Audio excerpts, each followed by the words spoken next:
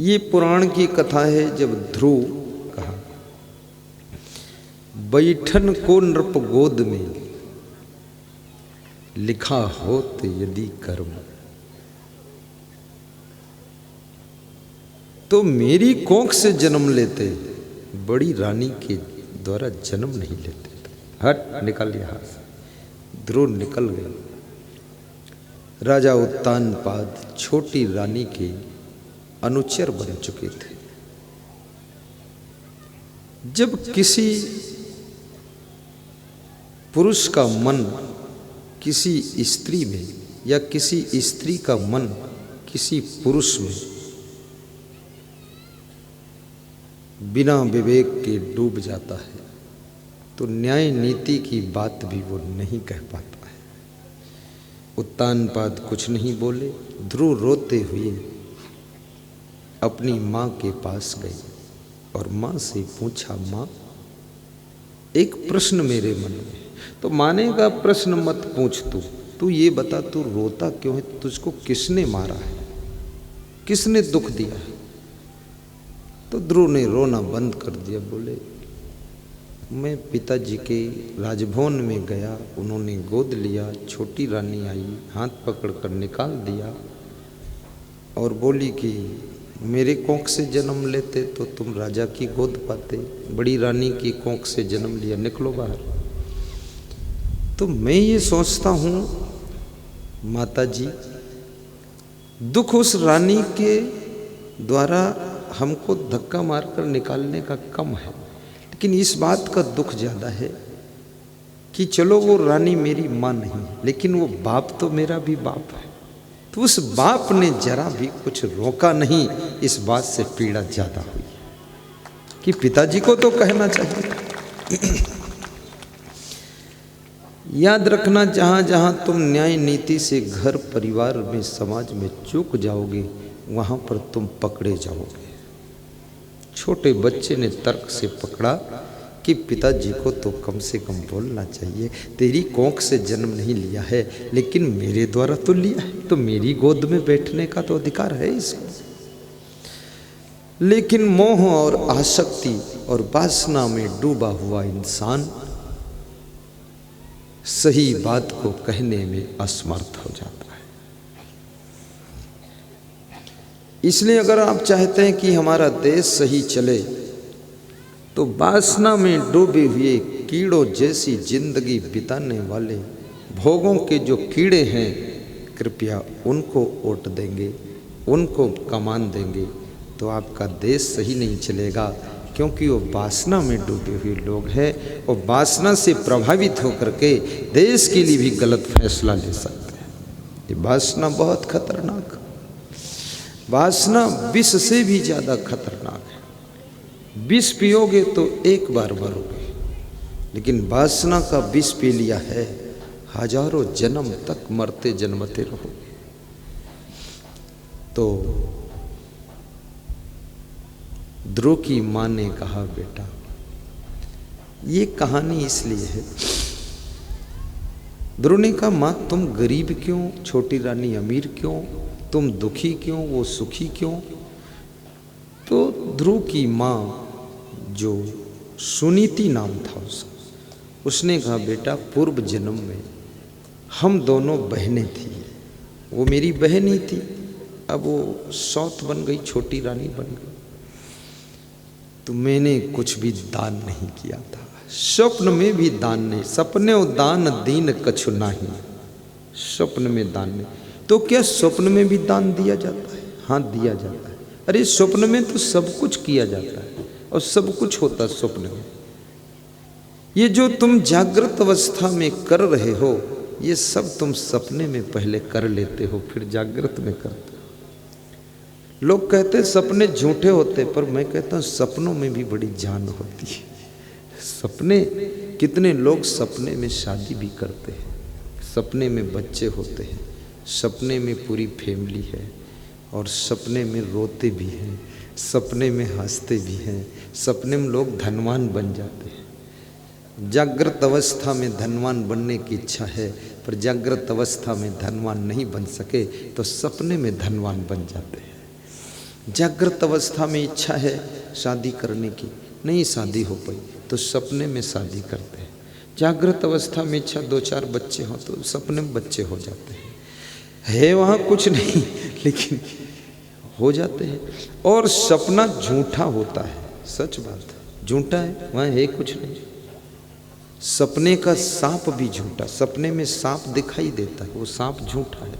लेकिन सांप दिखने से तो सपने में भय लगता, वो भय सच्चा है। भय में जो पसीना आता है वो भी सच्चा है। वो सांप तो झूठा, सपने का झूठा सांप भी सच्चा पसीना निकाल देता है। और मधुर सपने तुम्हें, सपने मधुर है, वो खुशियां दे देते हैं। मुझे बचपन में याद है कि हम लोग सपने, एक चीज का ही सपना देखता था। मुझे दिखता था मैं रात में पेड़ा खा रहा है, वहां कुछ नहीं। तो मैं भी दिखता था छोटे भाई को जगा दो तो भी खा ले आ जा, क्योंकि मेरी माँ पेड़ा घर में बनाती थी, हम लोग रोज खाते थे, वही सपना आ जाता था। ये सपना आता था। कई बार सपने में हमको टीचर दिखाई देता था कि वो डंडा लेकर आया पीटने के लिए, नवल सिंह जैसा टीचर। और सबको पीट रहा है, हमको नहीं पीटा क्योंकि हमने सुना दिया है पाठ अपना। हमारे बचपन में जहाँ पढ़ाई होती थी सन 1976 में कक्षा 6 में बहुत पिटाई चलती थी। ऐसा तो भैंसों को भी नहीं पीटा जाता है। सब क्लास में रोना धोना ही चलता, हाय रे हाय रे। और शीशम की छड़ी काट कर उस शिक्षक भी पूरा घर का पत्नी उसको शायद पीटती होगी, इसलिए पूरा क्रोध निकाल के विद्यार्थियों को अरे सीट के नीचे गिरा के ठोक देते। तो मैंने एक शिक्षक से पूछा, अगर पीटने से बुद्धि आ जाती शिक्षक जी तो आपको 2-4 लोग मिलकर पीटे तो आप भी एसडीएम बन जाओ। ठीक, अरे बोले तुम मत बोला करो, तुम्हारे तो ठीक है सर। हमने कहा तो इतना पीटने से क्या फायदा, ये मूर्ख कभी नहीं पढ़ पाएंगे।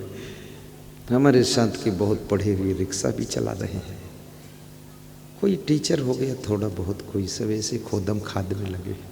जब बुद्धि नहीं है उसकी खोपड़ी क्यों फोड़ रहे हो?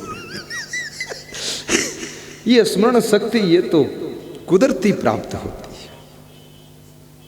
अभी जैसे मैं कोई श्लोक पढ़ता हूँ 3 बार में याद करता हूँ, और चौपाई और साखी दोहा 2 बार में याद करता हूँ। याद होने के बाद वो 10 साल भूलता ही नहीं।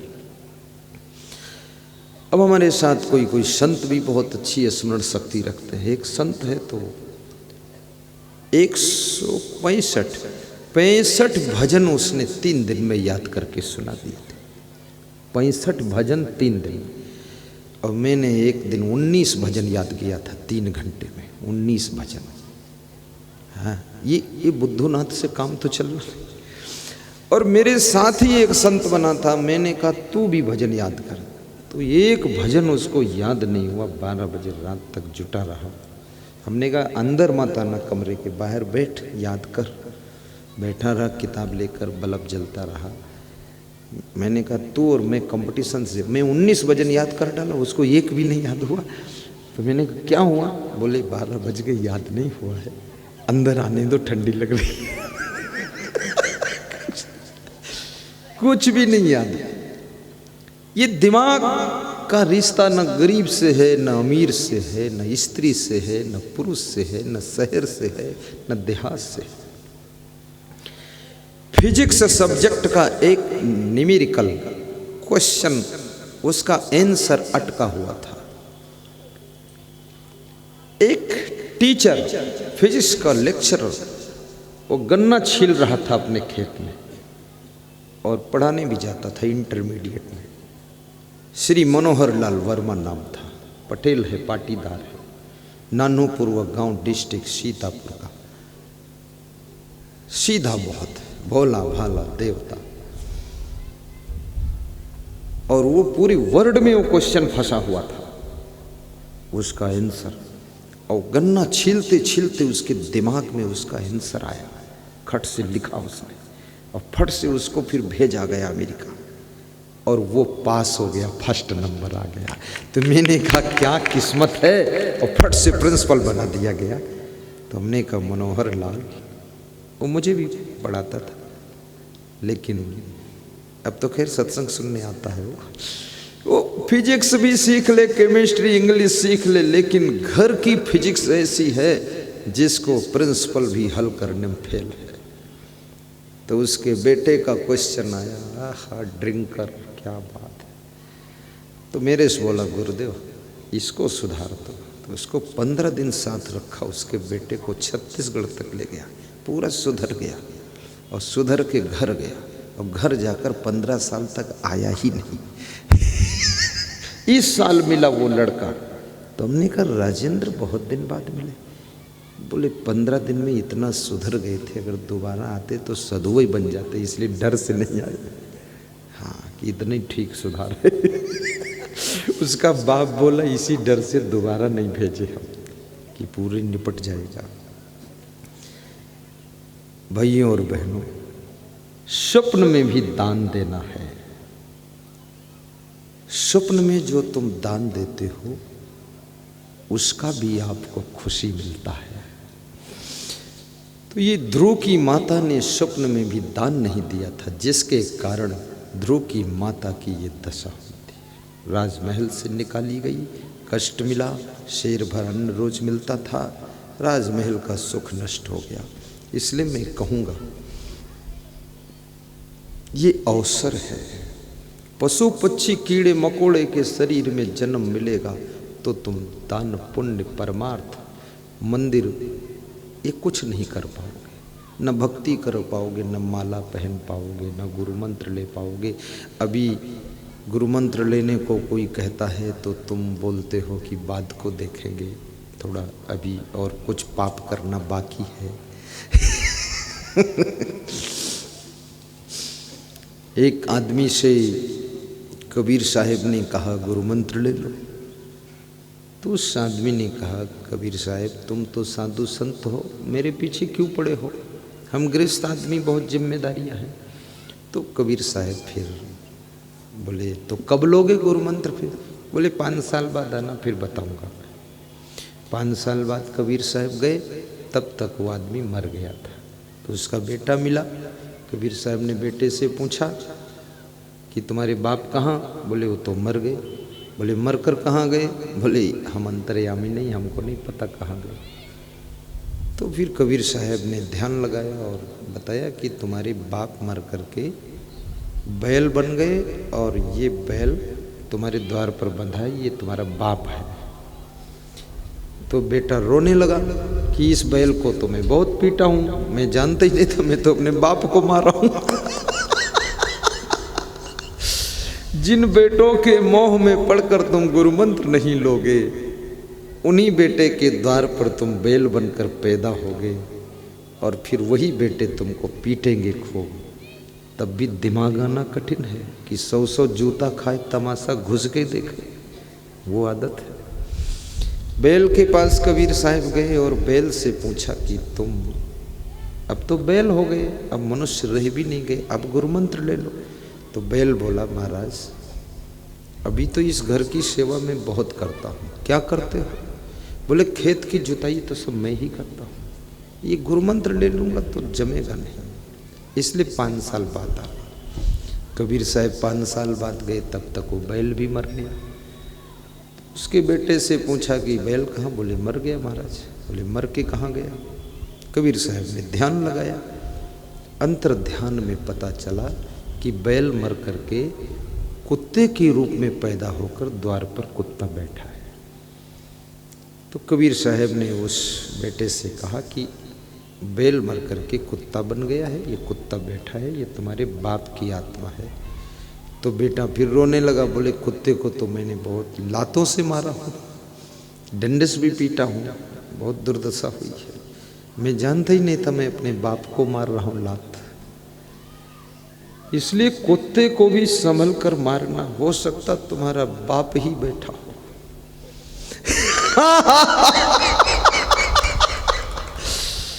किसी भी गाय को भी, गाय अगर तुम्हारे द्वार पर आई है, उस पर कुल्हाड़ी मत चला देना। हो सकता है तुम्हारी पत्नी मरकर गाय बन गई हो, उसका मोह अंदर से आत्मा का नहीं गया है, तुम्हारे द्वार पर आती है कि अपने पति को देख लेती हो, और तुमने उसके कुल्हाड़ी मार दी। ऐसा गलती मत करना, उसको थोड़ा चारा दे देना, रोटी दे देना। इसलिए पशु पक्षियों का भी अपमान मत कीजिए, पशुओं का भी सम्मान कीजिए, क्योंकि ये आत्मा मनुष्य शरीर में इसका कोई रिजर्वेशन नहीं है, आरक्षण नहीं। ये मनुष्य शरीर से पशु शरीर में भी प्रवेश करता है, पंछी के शरीर में भी आत्मा जाकर जन्म लेता है, कभी कीड़ा मकोड़ा बनकर भी रेंगता है। कबीर साहब उस कुत्ते के पास जाते हैं और पूछते हैं कि अब तो तुम कुछ नहीं कर पाते हो, अब तो भक्त हो जाओ, गुरु मंत्र ले लो। कुत्ता बोला कि आप साधु संत ठहरे, मेरे पिंड क्यों पड़े हुए हो, मैं अभी बहुत सेवा करता हूँ। बोले क्या करते हो? बोले मैं द्वार पर ड्यूटी करता हूँ, भौंकता रहता हूँ, कोई दूसरे कुत्ते को आने नहीं देता हूँ। वाह, ये कम है सेवा?